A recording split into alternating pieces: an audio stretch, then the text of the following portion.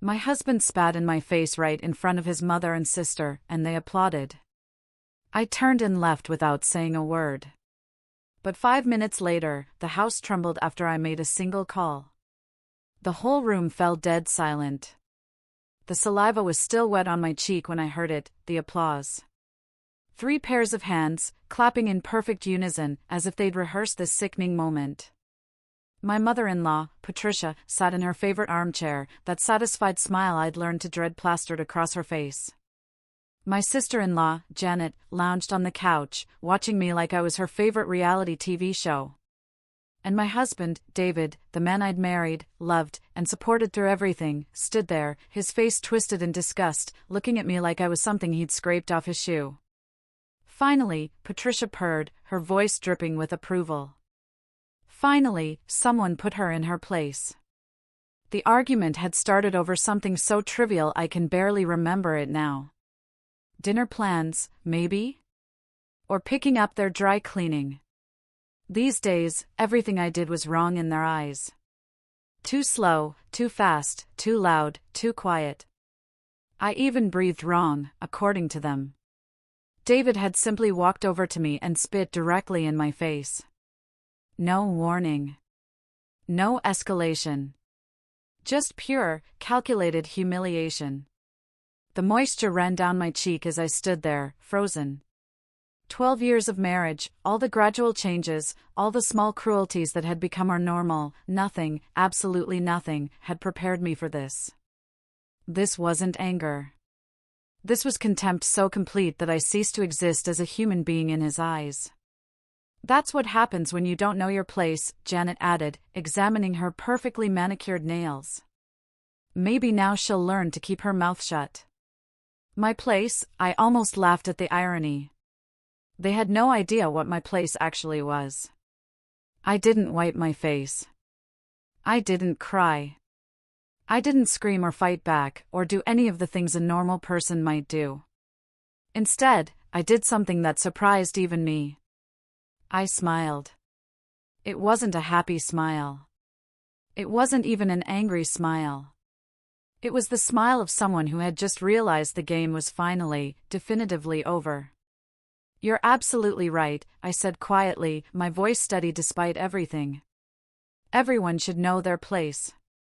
David looked confused. This wasn't the reaction he'd expected.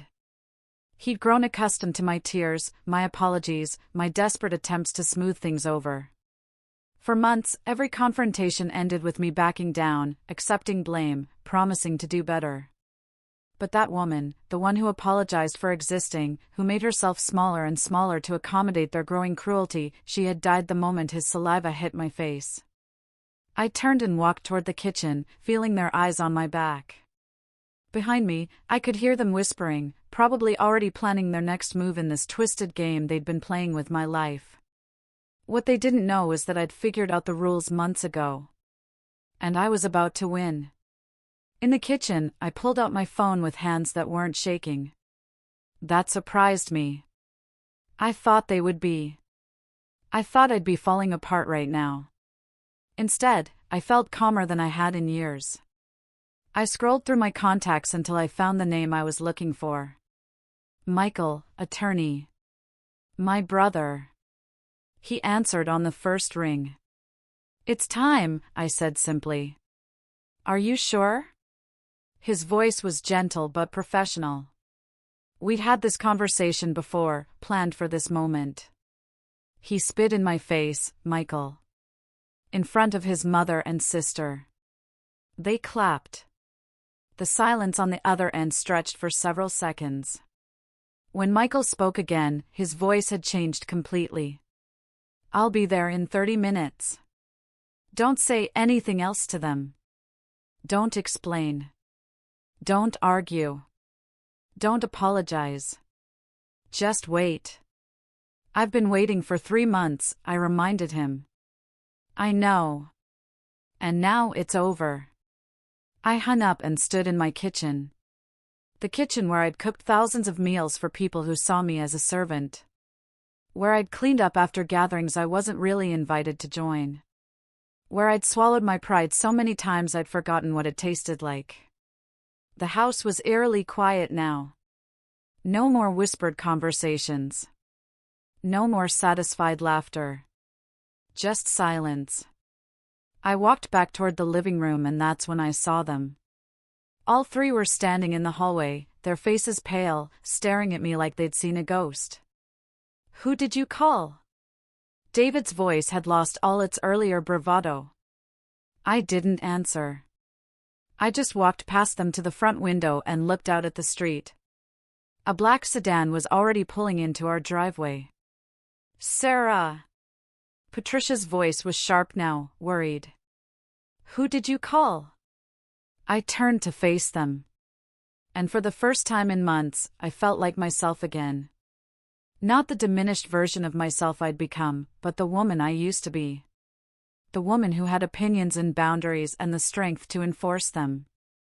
"I called someone who knows exactly where everyone's place is," I said. The doorbell rang. The sound seemed to echo through the house like thunder. David, Patricia, and Janet all looked toward the door, then back at me, then at each other. For the first time since I'd known them, they looked uncertain. The doorbell rang again, more insistently this time. "Aren't you going to answer it?" I asked pleasantly. "It's your house, after all." David moved toward the door with reluctant steps, like a man walking toward his own execution. When he opened it, Michael stepped inside, briefcase in hand, wearing the kind of expression that had made him one of the most feared divorce attorneys in the state. "Good evening," he said, his voice cutting through the silence like a blade. "I'm Michael Peterson, and I represent Mrs. Sarah Peterson. I have some documents that require your immediate attention." The transformation in the room was instantaneous. Patricia, who had been so confident and smug just moments before, seemed to shrink into herself. Janet's face had gone completely white, and David, my husband, who had just humiliated me, who had spit in my face like I was nothing, looked like he was about to be sick. "Documents?" he managed to croak. Michael opened his briefcase with deliberate precision. "Divorce papers, restraining order, and a few other items that I think will be of particular interest to everyone here." He handed David a thick stack of papers, then turned to Patricia and Janet, giving them each their own sets of documents. "Ladies," he said with cold politeness, "you're also named in several of these proceedings." The silence that followed was so complete, I could hear the kitchen clock ticking from 3 rooms away. This was the moment I'd been working toward for 3 months, ever since I'd finally admitted to myself that my marriage wasn't just troubled. It was abusive. Not physically abusive, though tonight had crossed even that line. But emotionally, systematically, deliberately abusive. They had spent years breaking me down. Making me question my own worth, my own sanity, my own right to exist in spaces they deemed theirs. What they didn't know was that for the past 3 months, I'd been documenting everything. Every cruel comment, every manipulation, every time they'd isolated me from friends or made decisions about our shared life without consulting me. I'd recorded conversations, saved text messages, and built a case that would ensure I never had to apologize for breathing again. Michael looked around the room with the satisfied expression of a man who just delivered exactly the kind of justice his client deserved. "Mrs. Peterson," he said, turning to me. "Shall we discuss the timeline for your transition to your new living arrangements?" I nodded, not trusting my voice just yet. 3 months of planning. 3 months of secret meetings and careful documentation. 3 months of pretending to be the same broken woman they thought they'd created. And it had all led to this moment. Behind me, I could hear David frantically flipping through pages, his breathing getting faster and more panicked with each document he read. Patricia was clutching her papers like they might disappear if she let go. Janet was just staring at her set, her mouth opening and closing like a fish out of water. "There must be some mistake," David finally said, his voice high and desperate. "Sarah wouldn't, she couldn't." "Oh, but she did," Michael replied smoothly. "Mrs. Peterson has been quite thorough in her preparations. I think you'll find everything is very much in order." I looked at the 3 people who had made my life a misery, who had convinced me I was worthless, who had celebrated my humiliation just minutes before. They looked so small now, so powerless. And for the first time in years, I felt like I could breathe again. The next morning, I woke up in a hotel room for the first time in 12 years. The sheets were crisp and white, untouched by the weight of someone else's expectations. For a moment, before memory crashed back, I felt peaceful. Then, I remembered David's face when Michael had handed him those papers. The way his hands had trembled as he read through document after document, each one more damaging than the last. The way Patricia had sunk deeper into her chair with every page she turned. The way Janet had gone completely silent. Her usual stream of cutting remarks dried up like a poisoned well. My phone buzzed with texts I didn't bother to read. I knew what they said. Apologies, explanations, promises that things would be different. The same lies I'd been hearing for years, just delivered with more desperation. Michael had instructed me not to respond to any contact from them. Let them sweat, he'd said as he drove me to the hotel last night. Let them wonder exactly how much you know and how much evidence you have. The truth was, I had more than they could possibly imagine. It had started 4 months ago with a phone call that was meant for David.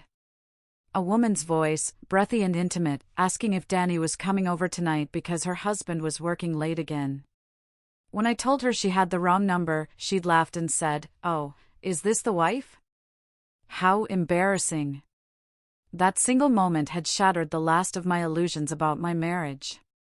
Not because David was having an affair, somewhere deep down, I think I'd always known, but because of how the woman on the phone had spoken about me, like I was a joke, like I was something to be pitied and dismissed. I'd hung up without saying another word. But something fundamental had shifted inside me. For the first time in years, I got angry. Really, truly angry. Not the quiet resentment I'd been carrying, but a clean, bright fury that cut through all the fog of self-doubt they'd created around me. That night, while David slept beside me, probably dreaming about his affair, I'd made a decision. I was going to find out everything. Every lie, every manipulation, every cruel calculation that had brought me to this point. And then I was going to use that knowledge to take back my life. The investigation had been easier than I'd expected. David was sloppy. Overconfident. He kept his phone unlocked around me because he'd trained me so well not to question him about anything. His computer password was our wedding anniversary, a detail that would have been touching if he weren't using that computer to coordinate his betrayal. What I found in his digital life made me physically sick. Not just the affair, though that was devastating enough, but the conversations with his mother and sister, planning ways to make me more manageable. The jokes about my appearance, my intelligence, my worth as a human being. The casual cruelty of people who saw me as an inconvenience to be tolerated rather than a person to be loved. There were text threads going back years where they strategized about isolating me from my friends. Patricia had actually written out a plan for making me financially dependent on them, suggesting that David discourage me from working and then use money as a weapon to control my behavior. "She's too independent," Patricia had texted to Janet. "We need to make her understand that her comfort depends entirely on keeping us happy." Janet's response had been even worse. "Don't worry, Mom. A few more years of this and she'll be so broken down she won't even remember who she used to be." Reading those words had felt like dying and being reborn at the same time. The part of me that still hoped for reconciliation, that still made excuses for their behavior, had died instantly. But something stronger had taken its place. A determination to prove them wrong about everything. I'd called Michael that same night. My brother had always been protective of me, but he'd also respected my marriage enough not to interfere. When I told him what I'd discovered, the silence on the phone had stretched so long I thought the call had dropped. "Sarah," he'd finally said, his voice thick with emotion. "How long has this been going on?" "Years," I'd admitted, but I think I was too close to see it clearly. I kept thinking, if I just tried harder, if I just became whatever they wanted me to be. "This isn't your fault," he'd said firmly. "None of this is your fault. But we're going to make sure they face consequences for what they've done." Michael had connected me with a discreet private investigator who specialized in domestic cases. Within weeks, we had documented everything, the affair, which turned out to involve a married neighbor named Rebecca, whose husband traveled frequently for work. The financial manipulation, including credit cards Patricia had opened in my name without my knowledge. The systematic emotional abuse that had been so gradual, I'd almost convinced myself it was normal. But the most damaging evidence had come from something I'd started doing on my own. I'd begun recording conversations with a small device Michael had given me. Not every conversation, just the ones where I sensed they were planning something particularly cruel or revealing something important about their true feelings. The recordings were devastating. Hours of audio where they discussed me like I was a problem to be solved rather than a family member to be cherished. Patricia's voice on tape coaching David on how to make me feel guilty for spending money on myself. Janet's laughter as she described spreading rumors about me to other family members, ensuring I'd be isolated at gatherings. The worst recording was from just 2 weeks ago. I'd been in the kitchen making dinner when I'd heard them talking in the living room. Something about their tone had made me turn on the recorder. "She's getting suspicious," David had been saying. "Rebecca thinks she might know about us." Patricia's voice had been dismissive. "What's she going to do about it? Leave? She doesn't have anywhere to go. We've made sure of that." Janet had added, "Besides, even if she found out, who would believe her? We've spent years making sure everyone knows how unstable she is, how jealous and paranoid she gets."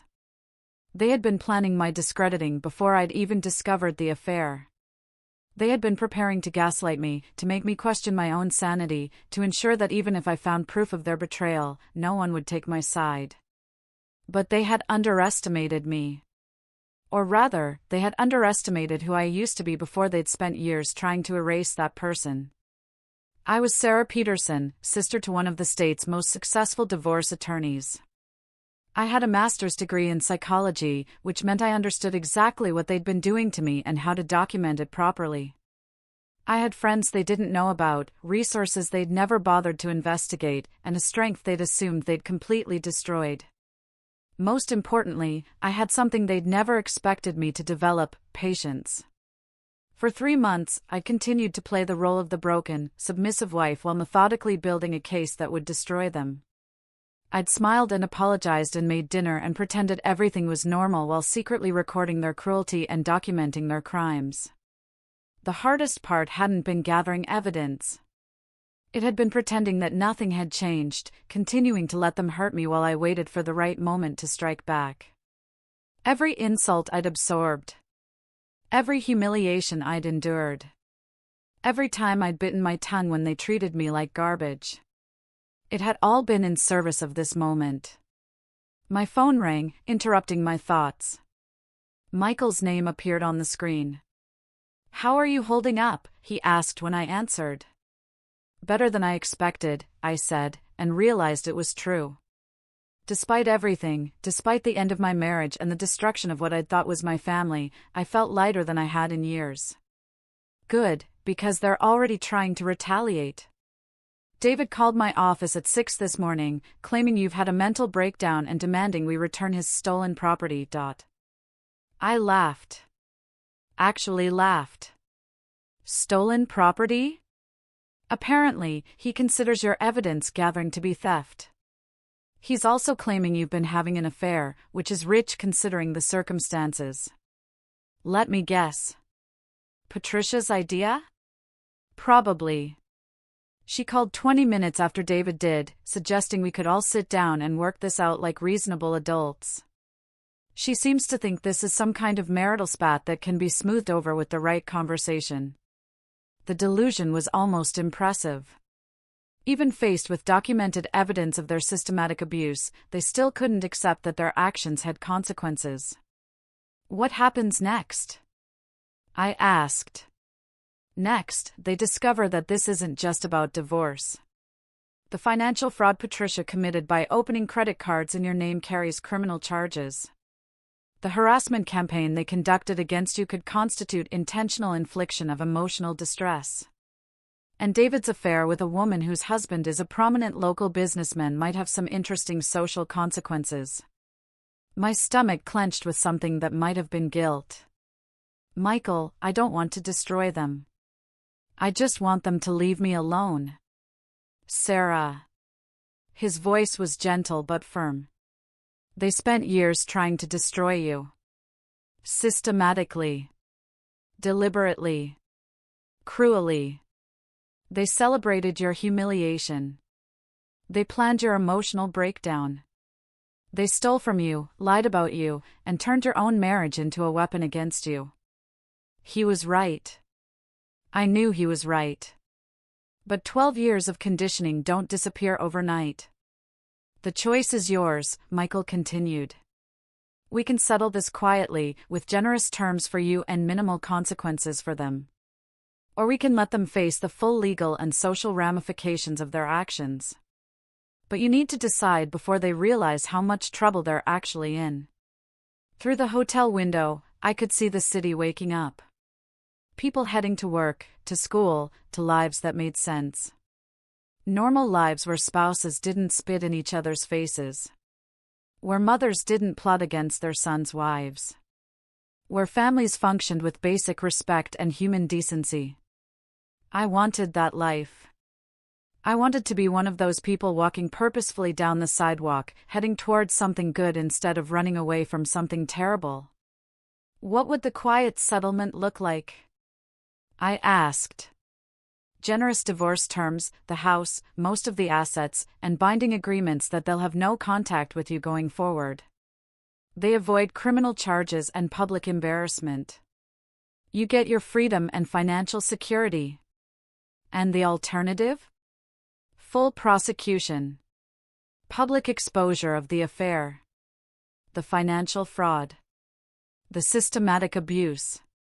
They could face jail time, bankruptcy, complete social destruction. I closed my eyes and tried to imagine David in jail, Patricia facing criminal charges, Janet's perfect reputation in ruins. 3 months ago, the thought would have horrified me. But that was before I'd listened to hours of recordings where they laughed about my suffering. I need to hear one of the recordings again, I said suddenly. Sarah, please. I need to remember exactly who they really are. Michael was quiet for a moment. Then I heard the sound of him typing. Seconds later, my phone buzzed with an audio file. I pressed play and heard my own voice first, asking if anyone wanted more coffee. Then Patricia's response, * she's so desperate to please, isn't she? Like a dog begging for scraps. * Janet's laughter. * at least dogs are useful. * David's voice, cold and dismissive. * sometimes I wonder what I ever saw in her. She's gotten so pathetic over the years. * Patricia's final, chilling line, * you saw a doormat. And that's exactly what we turned her into. * I turned off the recording and sat in the silence of my hotel room. These were the people who had pretended to love me. Who had stood at my wedding and promised to cherish me as family. These were the people who had systematically destroyed my self-worth while making me grateful for the privilege. When I called Michael back, my voice was steady and clear. I want them to face the full consequences, I said. All of them. The war was just beginning. 3 days after the divorce papers were served, David showed up at my hotel. I was sitting in the lobby with my coffee, watching the morning news, when I saw him through the glass doors. He looked terrible, unshaven, wrinkled clothes, the kind of desperate dishevelment that comes from not sleeping for days. The hotel staff tried to stop him, but his voice carried across the marble floor as he demanded to see his wife.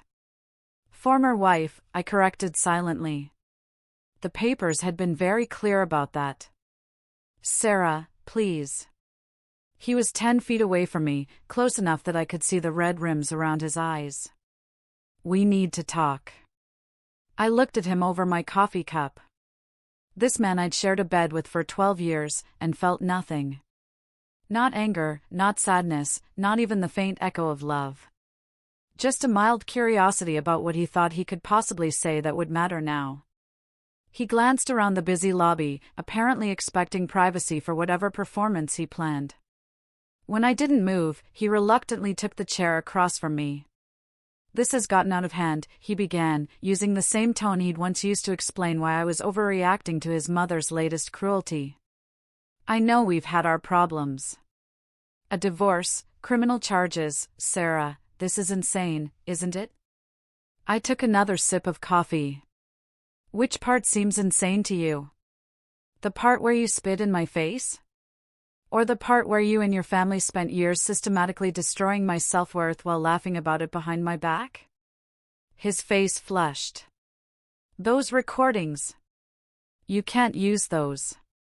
Recording people without their consent is illegal." I almost smiled. Patricia had clearly done some research and fed him this line. Actually, in this state, only one party needs to consent to a recording. Since I was present for every conversation I recorded, they're perfectly legal. The color drained from his face. "You planned this. All of it. You've been planning to destroy me." "No, David. I planned to save myself. There's a difference." He leaned forward. And for a moment, I saw a flash of the man I'd fallen in love with so many years ago. Before his mother had convinced him that loving me was a weakness. Before he'd learned that cruelty could be disguised as strength. "Sarah, I know I've made mistakes. We all have, but we're family. Families work through problems together. They don't destroy each other in court." Family. I repeated the word like it was foreign. "David, do you remember what your mother said when she found out I'd had a miscarriage 3 years ago?" His eyes darted away from mine. Of course, he remembered. She'd said it was probably for the best since I'd probably just raise another weakling anyway. "And you, my husband, the father of that lost baby," you just sat there and nodded. Mom was upset.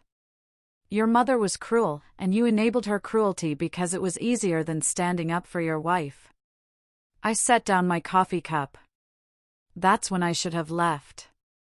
But I stayed because I thought families work through problems together. I thought if I just tried harder, loved you more, made myself smaller, eventually you'd choose me over her. David was quiet for a long moment. When he spoke again, his voice was softer. "I did love you, Sarah. I still do." "No," I said firmly. "You loved having someone to blame for everything wrong in your life. You loved having someone who would absorb your mother's poison so you didn't have to deal with her yourself. You loved having a scapegoat." "That's not true." I pulled out my phone and opened the audio app. "Would you like me to play the recording from last month where you told your mother that you sometimes wonder if you'd be happier if I just disappeared? Or maybe the one where Janet suggested you could probably get me committed if I became too much trouble?" He went completely still. "You don't have a recording of that." But I did, and we both knew it. I'd been in the bathroom when that particular conversation happened, and I'd left the recorder on the coffee table. The audio quality was perfect. "David, let me make something very clear to you. For 3 months, I documented everything. Every conversation, every text message, every email. I have recordings of your mother coaching you on how to gaslight me. I have evidence of the credit card she opened in my name. I have proof of your affair, including hotel receipts and photos Rebecca sent you that I found on your phone." His hands were shaking now. "Sarah, if this gets out, my job, my reputation. You should have thought of that before you decided to humiliate me in front of your family." I was angry. I said things I didn't mean. I did things I regret. But destroying my entire life isn't going to fix anything. I studied his face, looking for any sign of genuine remorse. Any acknowledgement of the years of pain he'd caused. What I saw instead was the same selfish panic I'd seen the night Michael served the papers. He wasn't sorry for what he'd done to me. He was sorry he was facing consequences. "Your life isn't destroyed, David. It's just finally being exposed for what it really is. My phone buzzed with a text from Michael. Rebecca's husband found out about the affair. He's filing for divorce, too. Might want to stay away from social media for a while. I showed the message to David, watching his face go ashen. Oh, God, he whispered. Paul knows. Paul Richardson was a prominent local businessman. The kind of man whose social circle overlapped significantly with David's professional network. The kind of man who wouldn't quietly tolerate being made a fool of. Apparently, Paul hired his own private investigator when he got suspicious. Found everything we found, plus some things we missed. I put my phone away. Did you really think you could carry on an affair for months in a town the size without consequences? David buried his face in his hands. This is going to destroy everything. My job? My standing in the community? Your job at the accounting firm that handles Paul Richardson's business interests? I asked. Yes. I imagine that might become awkward. He looked up sharply. How did you, David? You never were as careful as you thought you were. And you certainly never paid attention to what I actually knew about your life. I stood up, suddenly tired of this conversation. You all made the mistake of assuming I was stupid just because I was kind. You confused silence with ignorance, submission with weakness. Sarah, please, we can fix this. Therapy, counseling, whatever you want. I'll cut off contact with my mother and sister if that's what it takes. For just a moment, I wavered. This was what I'd wanted for so many years. For him to choose me, to put our marriage first, to acknowledge that his family's treatment of me was wrong. But it was too late. Much, much too late. You can't cut off contact with your mother and sister, David. Because in about 2 hours, they're both going to be arrested. The words hung in the air between us like a death sentence. David's mouth opened and closed soundlessly. Arrested, he finally managed. Patricia for identity theft and credit fraud. The credit card she opened in my name constitutes felony fraud. Janet for conspiracy and harassment. It turns out there are laws against coordinating campaigns to isolate and emotionally abuse family members. Sarah, you can't do this. They're family. They're all the family I have left. They're criminals, David. And they're not my family. They never were. My mother is 72 years old. You want to send a 72-year-old woman to jail? I want a 72-year-old woman to face consequences for her actions. Age doesn't excuse cruelty. And it certainly doesn't excuse fraud. He was pacing now, running his hands through his hair. There has to be something, some way to fix this. I'll pay back the money. I'll make them apologize. With what money? You're about to lose your job, remember? And apologies don't undo years of systematic abuse. My phone rang. Michael's name on the screen. Excuse me, I said to David, and answered. Hi, Michael. It's done? Both arrests went smoothly. Patricia tried to claim she was too fragile for handcuffs, but apparently that didn't work. Janet demanded to speak to her lawyer, which is funny since she's about to discover her lawyer has a conflict of interest. Conflict of interest? Paul Richardson uses the same firm. They can't represent Janet in a case where their primary client is the wronged party. I looked at David, who was watching me with desperate eyes, trying to read my expression. Thank you, I told Michael. I'll call you later. When I hung up, David was staring at me like I was a stranger. It's done, I said simply. Sarah, please, no. The word came out harder than I'd intended. No more pleasing. No more begging. No more making excuses for people who never showed me an ounce of genuine respect. I picked up my purse and started toward the elevator. Where are you going? David called after me. To see my lawyer. We have a lot of paperwork to finalize. Sarah, wait. What about us? What about our marriage? 12 years can't just disappear because of one mistake. I stopped and turned back to him. He was standing in the middle of the hotel lobby, looking lost and broken and utterly bewildered by the collapse of the world he'd built on my suffering. One mistake? I said quietly. David, spitting in my face wasn't a mistake. It was the inevitable result of 12 years of treating me like I didn't matter. It was what you'd always wanted to do, and you finally worked up the courage to do it. That's not true. Yes, it is. And deep down, you know it is. Just like you know that your mother and sister are getting exactly what they deserve. Just like you know that Paul Richardson has every right to destroy your career over what you did to his marriage. I turned back toward the elevator, then paused. You want to know the truth, David? The real truth about our marriage? I stopped. I stopped loving you 2 years ago. The night you laughed when your mother called me pathetic. The night you agreed with her that I was lucky anyone would have me. I died a little that night, and I've been dying a little more every day since. The elevator doors opened and I stepped inside. But I'm not dying anymore, I said as the doors began to close. For the first time in years, I'm finally alive. As the elevator carried me away from the wreckage of my marriage, I felt something I hadn't experienced in so long I'd almost forgotten what it was. I felt free. The last thing I saw was David standing alone in the lobby, surrounded by strangers, finally understanding what it felt like to be abandoned by the people who were supposed to love him. It was a lesson he should have learned a long time ago.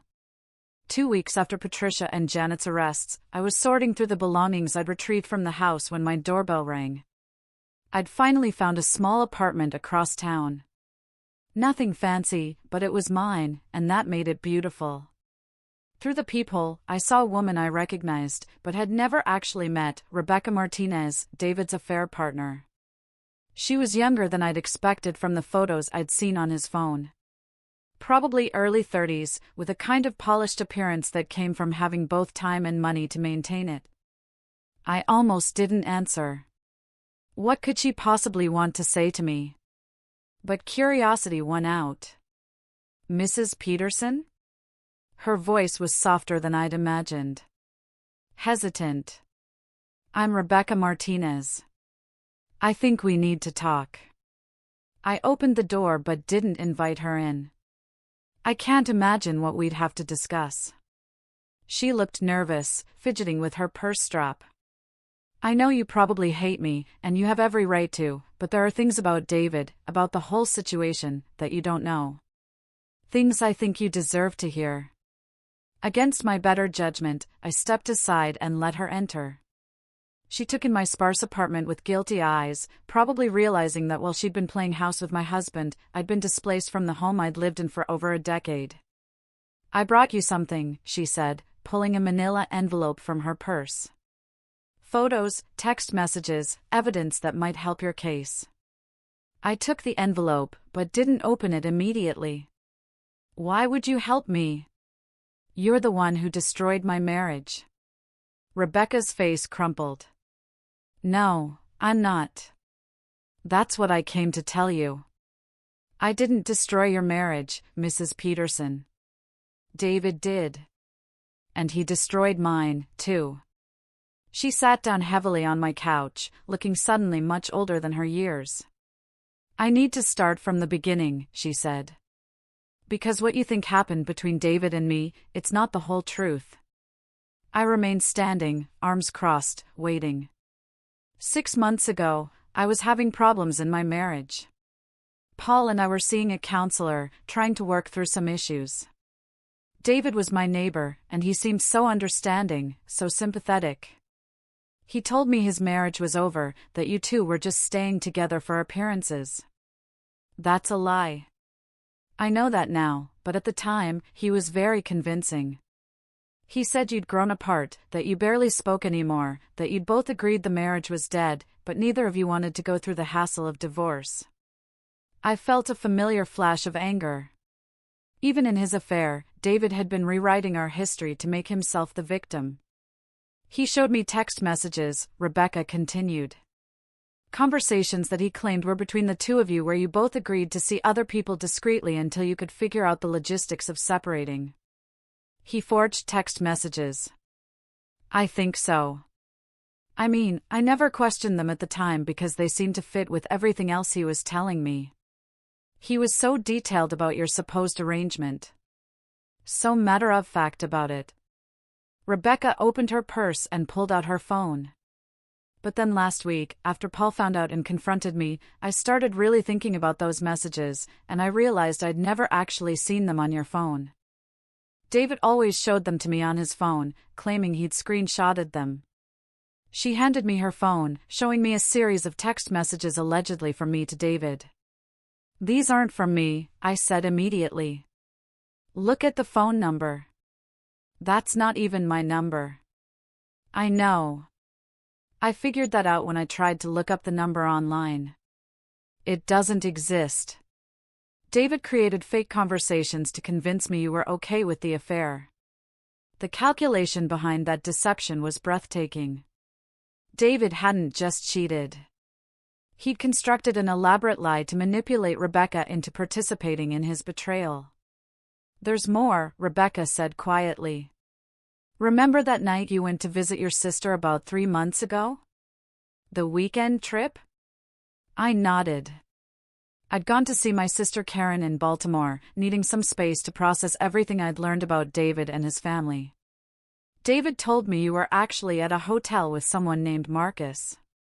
He said you'd finally started seeing someone, too, and that you were probably going to ask for a divorce soon. My blood ran cold.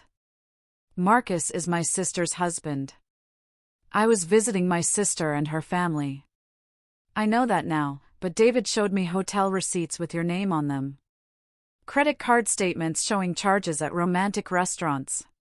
He made it seem like you were having this passionate affair while he was stuck at home alone. Those were forged, too. They had to be. Because now I know you weren't having an affair at all. You were just trying to survive what he and his family were doing to you. Rebecca's voice broke slightly on the last words.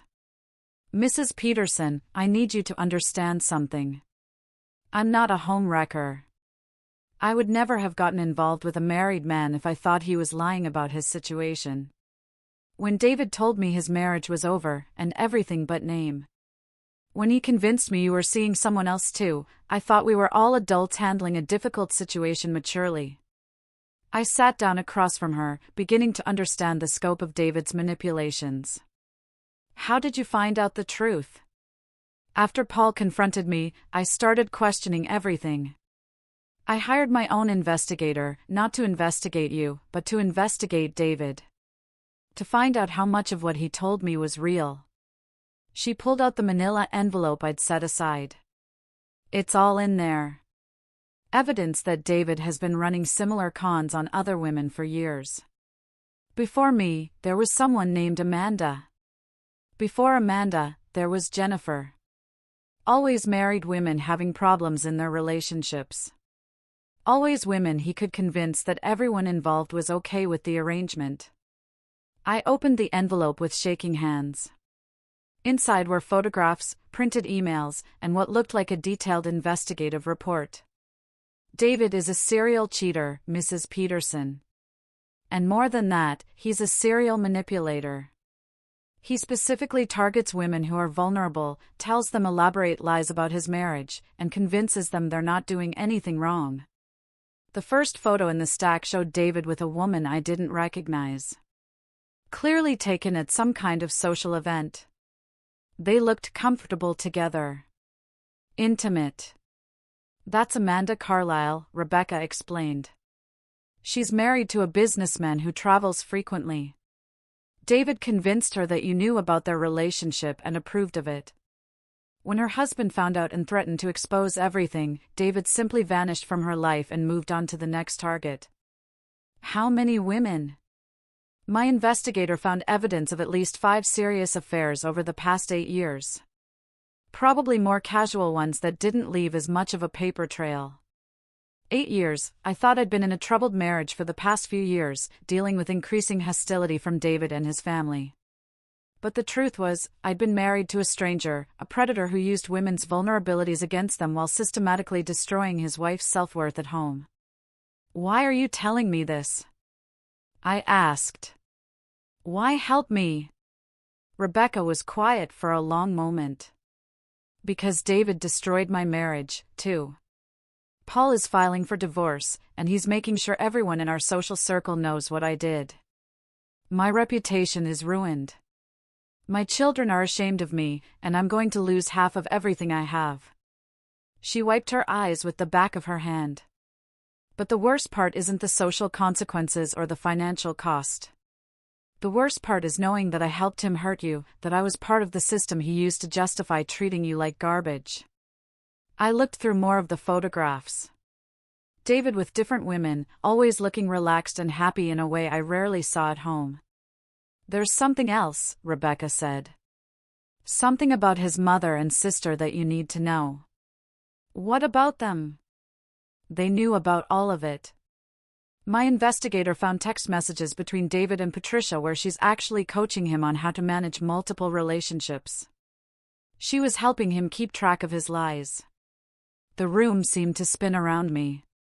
Patricia knew about your affair. She knew about all the affairs. She encouraged them. There are messages where she's telling David that having other women will help him keep you in line because you'll be too insecure and jealous to make demands on him. I thought about all the times Patricia had made subtle comments about my appearance, my desirability, my worthiness as a wife. Comments designed to make me feel like I should be grateful that David stayed with me at all. Janet was involved, too, Rebecca continued. She helped David create fake social media profiles to communicate with his targets. She was the one who came up with the story about you having an affair with Marcus. The systematic nature of their conspiracy was overwhelming. It wasn't just that they'd been cruel to me. They'd been actively working to destroy my sanity and self-worth while enabling David's betrayals. Mrs. Peterson, I know this doesn't fix anything. I know I can't undo the damage that's been done to your life or mine. But I wanted you to know that what happened to you wasn't random cruelty or a marriage that just went wrong. It was deliberate, calculated psychological warfare. I set down the photographs, my hands trembling. They planned all of it, I said quietly. The isolation, the gaslighting, the affairs. They turned my marriage into a weapon against me. Yes. And they've been doing it for years. Possibly to every woman David has ever been with. Seriously, my investigator thinks Patricia might have had similar arrangements with David's father before he died. There are hints in some old family letters that suggest a pattern going back decades. The thought that this might be generational, that Patricia had perhaps orchestrated similar psychological torture against other women in her family, made me physically sick. What are you going to do now? I asked. I'm going to testify in your divorce proceedings if your lawyer wants me to. I'm going to provide whatever evidence I have to help you get justice. And then I'm going to try to rebuild my life and figure out how to earn my children's forgiveness. She stood up, smoothing down her skirt with nervous hands. I know you have no reason to forgive me, Mrs. Peterson. I know I was part of something that nearly destroyed you, even if I didn't understand what I was participating in at the time. But I want you to know that David never deserved you. And what his family did to you. It's criminal. Not just legally, but morally. After she left, I sat in my quiet apartment, surrounded by evidence of my husband's systematic betrayal. Not just the affair I discovered, but years of affairs. Years of manipulation. Years of using other women's pain to justify his cruelty toward me. The man I'd been married to for 12 years didn't exist. He'd never existed. The person I'd loved, made excuses for, and tried so desperately to please, had been an elaborate fiction designed to hide a predator.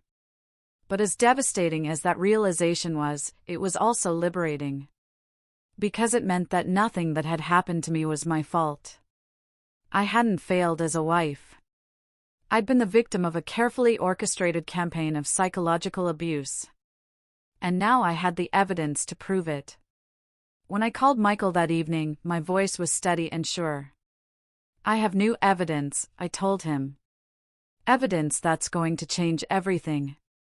What kind of evidence? The kind that's going to ensure David never gets the chance to do this to anyone else. It was time to stop being a victim and start being a force for justice. Not just for me, but for all the women David had manipulated and destroyed over the years. The war was about to become a crusade. The conference room at Michael's law firm had never felt so charged with electricity. 3 weeks after Rebecca's visit, we'd assembled what looked like a war council. Michael, 2 associate attorneys, Rebecca and her lawyer, Amanda Carlisle, David's previous victim who'd flown in from Denver, and Jennifer Walsh, the woman before Amanda, who'd driven down from Philadelphia. I looked around the table at these women I'd never met before, but who shared an experience I understood all too well. Each of them had been carefully selected, manipulated, and discarded by my husband. Each had been convinced they were participating in an ethical arrangement between consenting adults.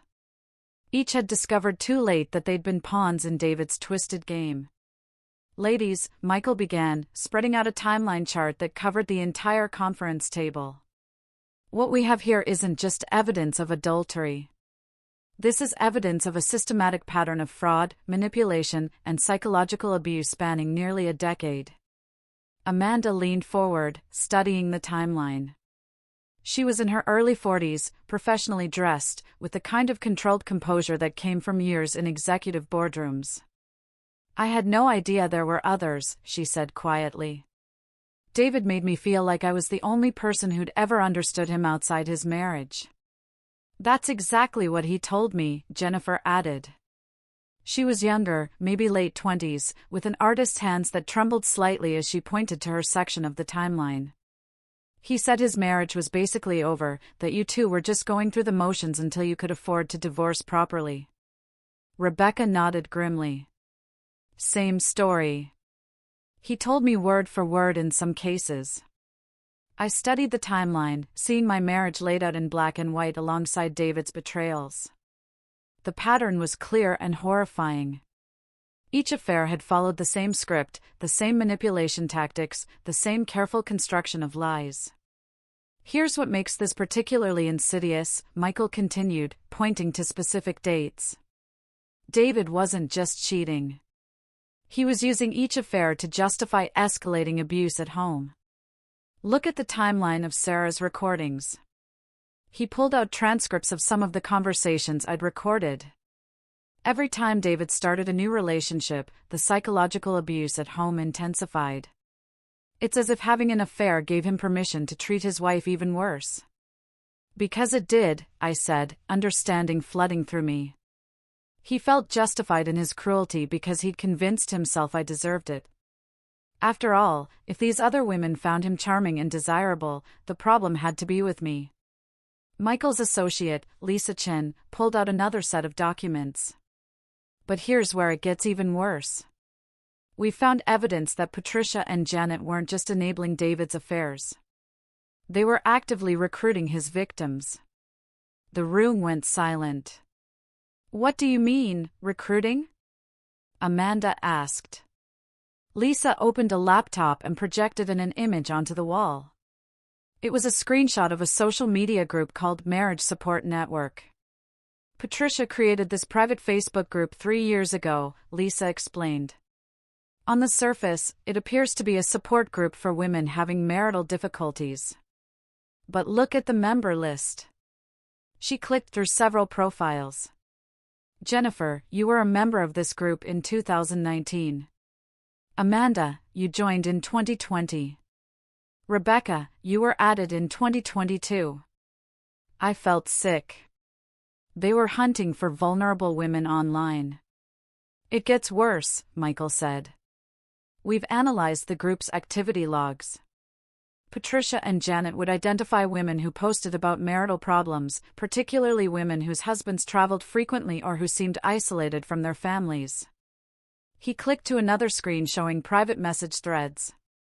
They would befriend these women, offer support and advice, and gradually introduce the idea that sometimes marriages need flexibility to survive. They'd share stories about couples who'd found happiness through discreet arrangements. Jennifer's face had gone pale. I remember Patricia messaging me privately after I posted about feeling lonely while my husband was traveling. She was so understanding, so supportive. She told me about a friend of hers who'd found companionship with a married man whose wife was okay with the arrangement. She told me the same thing. Amanda whispered. Made it sound so mature, so civilized. Rebecca was staring at the screen in horror. They were grooming us, like predators groom children. That's exactly what they were doing, Michael confirmed. And once they'd identified a potential target, they'd arrange for David to accidentally meet her, at the grocery store, at community events, always in situations that seemed completely natural. I thought about all the times Patricia had insisted on accompanying me to social events. All the women she'd chatted with while I stood silently by her side. Women I'd thought she was just being friendly to. How many women? I asked, afraid of the answer. Lisa consulted her notes. We've identified 12 women who were members of the support group and had subsequent contact with David. Of those, 5 definitely had affairs with him. We're still investigating the others. * 12 women. 12 marriages potentially destroyed by my husband and his family's systematic manipulation. * There's something else, Michael said grimly. We found evidence that Patricia has been running similar schemes for years, possibly decades. Before the Facebook group, she used church groups, community organizations, even PTA meetings to identify and target vulnerable women. He pulled out a box of old letters and documents. These belonged to David's father. After he died, Patricia kept all his papers hidden among his business documents. We found correspondence that suggests he was also involved in extramarital affairs, all following the same pattern. I picked up one of the letters dated 23 years ago.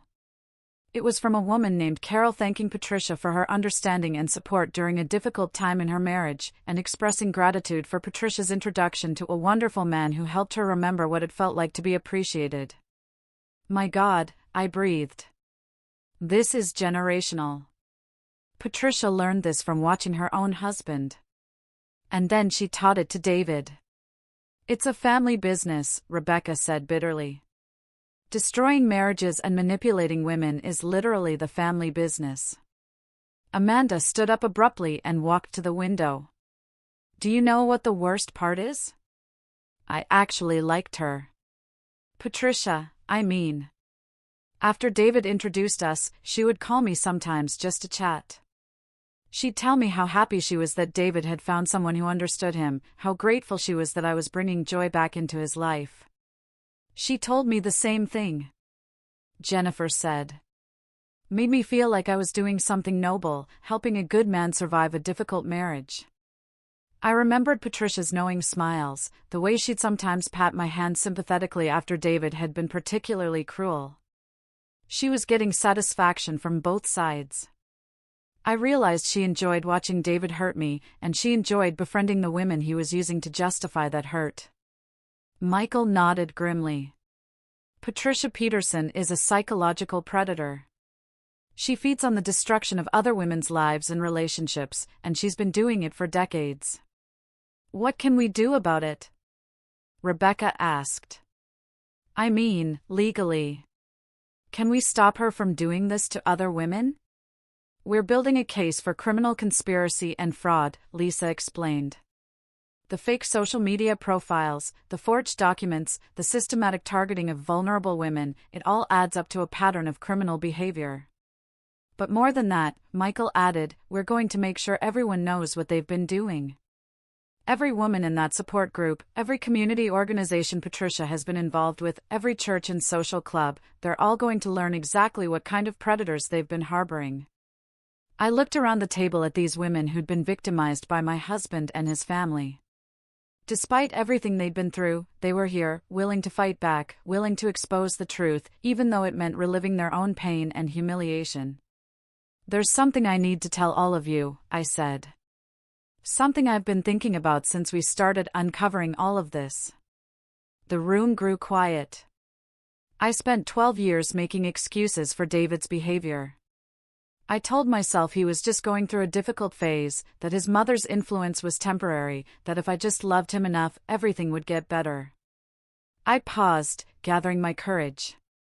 But the truth is, I knew something was wrong long before I caught him cheating. I knew the way he and his family treated me wasn't normal. I just chose to ignore it because it was easier than facing the reality that my marriage was built on manipulation and abuse. Jennifer reached across the table and squeezed my hand. "That doesn't make any of this your fault. I know that now. But I need you all to understand something. David didn't become a predator because of his mother's influence, or because of some childhood trauma, or because he fell into bad patterns over time. He's a predator because he chooses to be one. Every lie he told, every woman he manipulated, every cruel thing he said to me, those were conscious choices." "What are you saying?" Amanda asked.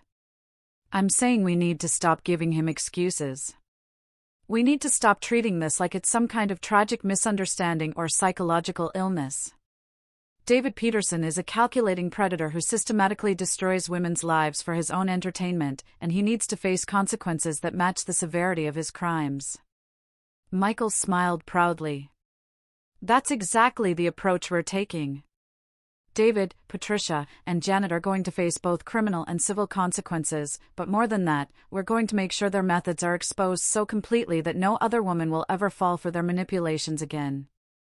Rebecca looked around the table with determination in her eyes. "What do you need from us?" "Everything," Michael said. "Every text message, every email, every conversation you remember, every lie they told you, every manipulation they used. We're going to document it all and present it to the world." As the meeting broke up, I found myself standing with the 3 women who'd been my husband's other victims. We were strangers, brought together by betrayal and manipulation. But looking at them, I felt something I hadn't experienced in years. I felt sisterhood. Real, honest connection with people who understood exactly what I'd survived. "Thank you," I said to each of them, "for coming forward, for being willing to fight back, for helping me realize I wasn't crazy or oversensitive or any of the other things they tried to convince me I was." "Thank you for having the courage to start this," Amanda replied. "For refusing to let them get away with it." As I drove home that evening, I thought about the network of lies and manipulation that had controlled my life for so many years. David, Patricia, and Janet had built their whole world on the systematic destruction of other people's happiness. They'd turned cruelty into an art form and manipulation into a family tradition. But now, their victims were fighting back. And we weren't fighting alone. We were fighting together, armed with the truth, and determined to make sure no other woman would suffer what we'd suffered. The predators had finally met their match, and we were just getting started. 6 months after that night, when David spit in my face, I stood in the courthouse watching him being led away in handcuffs. The judge had just sentenced him to 18 months in prison for conspiracy to commit identity theft, fraud, and systematic harassment. Patricia had received 2 years. Janet got 15 months. But more satisfying than the prison sentences was watching their entire world crumble in the months leading up to this day. The local newspaper had run a series of articles about the marriage manipulation network, as they dubbed it. Every detail of their systematic predation had been exposed. The fake support group, the decades of targeting vulnerable women, the psychological warfare they'd conducted against their victims. All of it was now public knowledge. David had lost his job within days of the story breaking. Paul Richardson had made sure of that. Patricia's church had asked her to stop attending services. Janet's employer, a family counseling center, had terminated her immediately for conduct incompatible with our mission of supporting healthy relationships. But the social consequences, devastating as they were, paled in comparison to the civil judgments. Rebecca, Amanda, Jennifer, and I had filed a joint lawsuit for intentional infliction of emotional distress, conspiracy, and fraud. The settlement had been substantial, enough to ensure that none of us would ever have to worry about financial security again. More importantly, it had funded something I'd never imagined I'd be part of creating. Sarah! Michael appeared beside me as the courthouse emptied. The reporter from Channel 7 wants to do a follow-up interview. Are you up for it? I nodded. Over the past few months, I'd become something I'd never expected to be, an advocate, a voice for women who'd been systematically manipulated and abused by people who were supposed to love them. The interview took place on the courthouse steps, with a reporter asking questions I'd answered dozens of times by now. But I never got tired of telling the story because each time I told it, another woman somewhere recognized her own experience and realized she wasn't alone. Mrs. Peterson, the reporter asked, what would you say to women who might be experiencing similar manipulation in their own relationships? I looked directly into the camera, thinking about all the women who might be watching, women who were living the life I'd escaped from. I'd tell them that love shouldn't make you smaller, I said. Real love doesn't require you to apologize for existing, or to accept cruelty disguised as honesty, or to make yourself invisible to keep the peace. If the people in your life are systematically destroying your self-worth, that's not love. That's abuse. After the interview, I drove to my new house. Not an apartment anymore, but a real house with a garden and windows that let in actual sunlight. It was smaller than the house I'd shared with David, but it was entirely mine, chosen by me, decorated according to my tastes for the first time in 12 years. Rebecca was waiting on my front porch with a bottle of champagne and a folder full of papers. It's official, she said, holding up the documents. The Peterson Awareness Foundation is now a registered non-profit organization. We decided to formalize our advocacy work, creating a foundation that would help other women recognize and escape from systematic manipulation. Rebecca had used her settlement money to fund it, and Amanda and Jennifer had both committed to serving on the board of directors. How many women have contacted us this week? I asked as we settled in my living room. 7, Rebecca said, consulting her notes. 3 of them are situations we think might require immediate intervention. And we got a call from a prosecutor in Ohio who thinks she's identified a similar network operating in Cincinnati.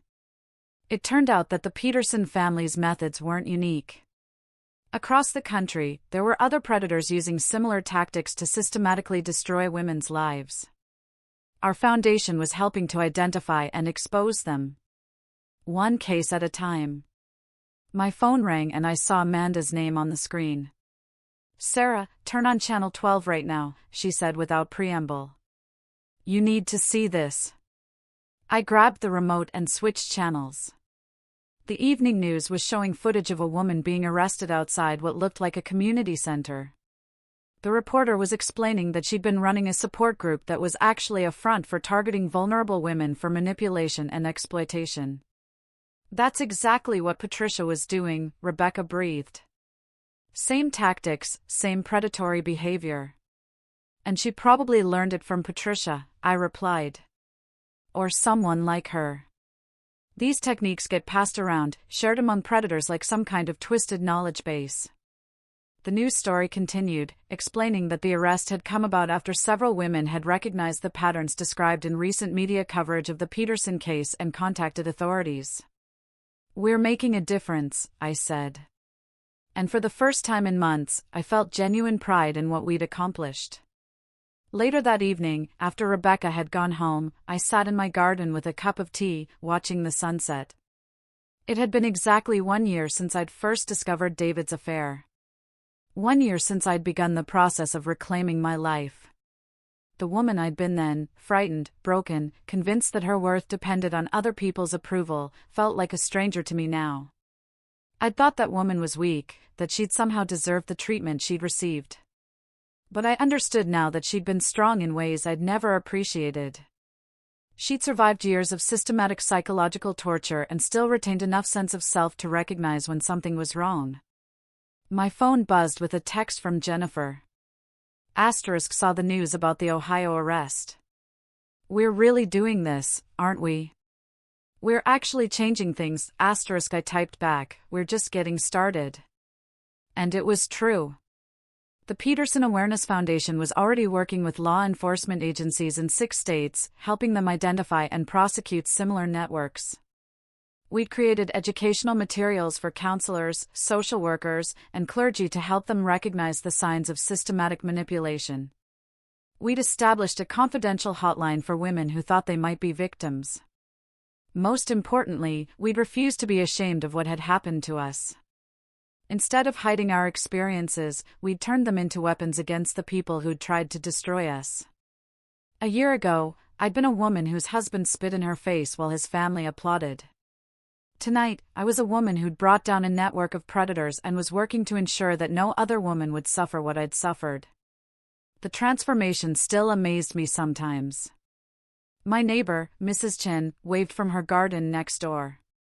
She was an elderly woman who'd become something of a friend over the past few months, often stopping by with homemade soup or just to chat. "How did the court proceedings go today?" she called over. "Justice was served," I replied. "Finally." She nodded approvingly. "Good. That family got exactly what they deserved."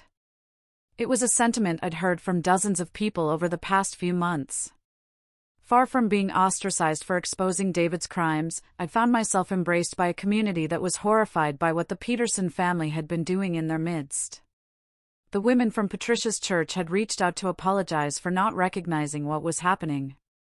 Several of David's former colleagues had contacted me to share their own suspicions about his behavior that they'd never felt comfortable voicing before. Even Paul Richardson, Rebecca's ex-husband, had contributed a substantial donation to our foundation, saying he wanted to help prevent other men from being victimized by these schemes, because that was another thing we'd learned. David's affairs hadn't just destroyed the lives of his female victims. They'd also devastated the husbands of those women, men who'd lost their marriages and often their children because of the Peterson family's manipulations. As darkness fell, I went inside and made myself dinner, a simple meal, but one I'd chosen and prepared exactly the way I liked it. Such a small thing. But for years, I'd cooked only what David and his family preferred, adjusting my taste to accommodate theirs until I'd almost forgotten what I actually enjoyed eating.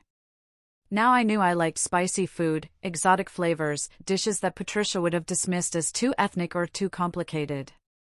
I liked trying new recipes, experimenting with ingredients I'd never been allowed to use in my old kitchen. I liked being myself, fully and unapologetically. After dinner, I opened my laptop and began working on my book. The Marriage Trap: How to Recognize and Escape Systematic Manipulation would be published next year, with all proceeds going to the foundation. My editor thought it could reach hundreds of thousands of women who needed to hear this message. The first chapter began with the night David spit in my face. But the rest of the book was about so much more than that moment of ultimate humiliation. It was about the years of subtle conditioning that had led to that moment, the systematic erosion of my self-worth, the careful isolation from friends and family, the gradual rewriting of reality that had made me question my own perceptions. Most importantly, it was about the process of fighting back, the months of secret preparation, the careful documentation of abuse, the building of a support network, the legal battle, and finally, the creation of something positive from the wreckage of my marriage. As I wrote, I thought about all the women who would read these words. Women who were living in situations similar to what I'd escaped from. Women who'd been convinced they were crazy, oversensitive, or impossible to please. Women who'd lost themselves so completely they weren't sure who they were anymore. I wanted them to know what I'd learned, that they weren't crazy, that their perceptions were accurate, that they deserved better. I wanted them to understand that love shouldn't hurt, that family shouldn't be a weapon, that they had the right to exist without apologizing for taking up space. And I wanted them to know that if they were ready to fight back, they wouldn't be fighting alone. At midnight, I closed the laptop and prepared for bed, and a conference call with our board of directors about expanding our services. But tonight, I was just Sarah Peterson, a woman who'd reclaimed her life from people who tried to steal it. A woman who'd turned her pain into purpose, her victimization into victory. As I turned off the lights and settled into my own bed, in my own house, I thought about that night 6 months ago when I'd walked away from David's saliva on my face. I'd had no idea then what I was walking toward.